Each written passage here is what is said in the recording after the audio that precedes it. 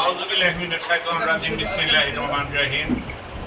প্রিয় সাংবাদিক ভাইয়েরা, প্রিয় উত্তর হারবাঙের আমার বিএনপি পরিবারের প্রত্যেকটা সদস্য, জিয়া পরিবারের সদস্য, আমরা উত্তর হারবাং নেতৃবৃন্দের মাধ্যমে নুরুল্লাহ, জাহাঙ্গীর ভুট্টু, ইলিয়াস ভুট্টু, আমরা প্রত্যেকের মাধ্যমে খবর পেয়েছি যে উত্তর হারবাঙে একটা বাড়ি, যেই বাড়িতে 3টা পরিবার বসবাস করে, তাদের দুর্ভাগ্যজনকভাবে তাদের ঘরটা সম্পূর্ণভাবে ভস্মীভূত হয়ে গেছে।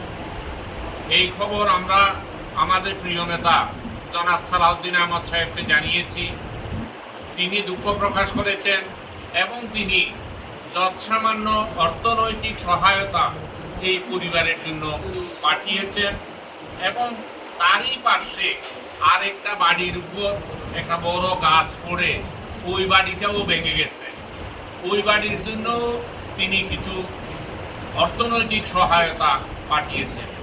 আমি এনামুল হক, চকরিয়া উপজেলা বিএনপির আহ্বায়ক, আমার সদস্য সচিব জনাব এম মোবারক আলী, লক্ষাস্তর ইউনিয়ন পরিষদের সাবেক চেয়ারম্যান এবং লক্ষাস্তরের সভাপতি জনাব নূর মোহাম্মদ মানিক, জনাব আলহাজ কুতুবউদ্দিন, বিশিষ্ট দানবীর ফাঁসিয়াখালী ইউনিয়ন বিএনপি আহ্বায়ক এবং উত্তর হারবাঙের প্রত্যেক স্তরের নেতৃবৃন্দকে নিয়ে আজকে এই সালাউদ্দিন সাহেবের প্রদত্ত সামান্য অর্থনৈতিক সহায়তা আমরা যাদের ঘর ভস্মীভূত হয়েছে তাদের পরিবারকে আমরা অর্পণ করতেছি।